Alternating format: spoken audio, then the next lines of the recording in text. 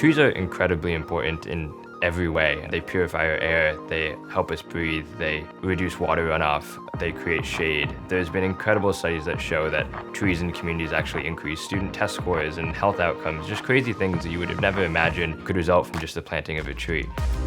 It's really sad that residential tree canopy cover right now is so low, and there's so many communities that don't have as many trees as they should, and this is really negatively impacting their future outcomes, and it's negatively impacting the world as a whole. Hi, my name is Sethu Odayappan. I'm one of the co-executive directors and co-founders of Tree-Plenish, and we're a nonprofit organization that focuses on helping students in schools across the country use to offset their schools' paper and energy consumption. The impacts of climate change really made clear to me when I was in one of my science classes and we watched The Inconvenient Truth, the documentary by Al Gore. And I was shocked to see all the statistics and images, and I was kind of looking back at my 12 years and realizing how wasteful schools are. Every single day in class we'd get this huge packets of paper. Me and my co-founder, Lizzie, found out that our school uses about 230 trees worth of paper each year. The next step was pretty simple for us. We wanted to replenish our community with these lost 230 trees. We could have gone to a public park or this big patch of land in the middle of nowhere and just planted 230 trees. But one thing that was really important for us was getting the community involved. And we were overwhelmed with the amount of support that we got. So we ended up getting everyone from Boy Scouts and Girl Scout troops to senior citizens to police officer volunteer teams. On the day of the event, all these teams came to a high school parking lot.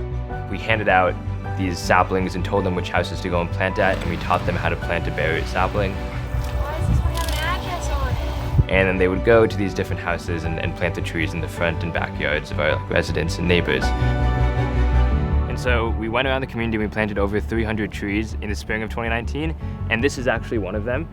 This is a red maple tree, and when we planted it, it was about an 18-inch sapling. And as this tree has grown, Tree-Plenish has also grown with it. And so it's really cool to go back to the first initial set of trees that we planted, and it's kind of symbolic to us of where we started and how far Tree-Plenish has come.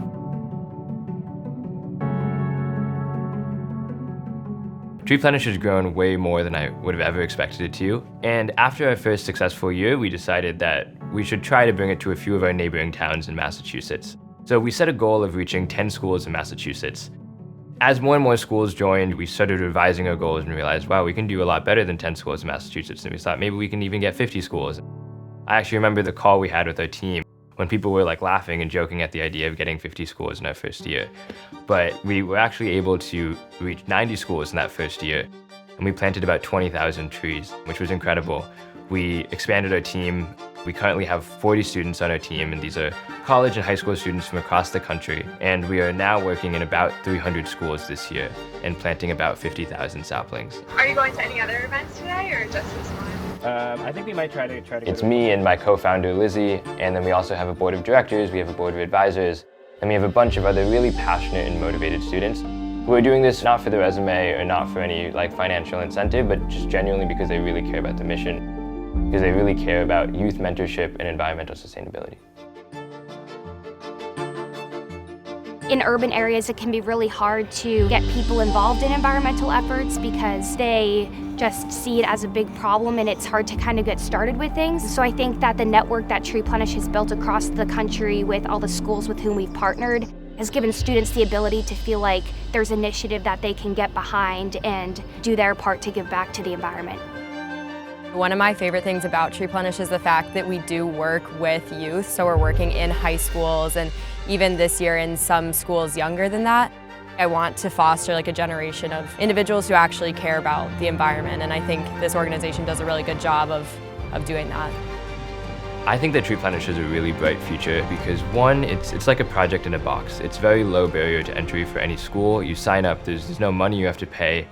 Our environmental justice initiative has a lot of potential to really give leadership opportunities to students who have historically not had them, plant trees in communities that have historically not had trees. I also think that the impact the actual trees will have on the environment will be immense. We planted 20,000 trees last year, we're planting 50,000 trees this year.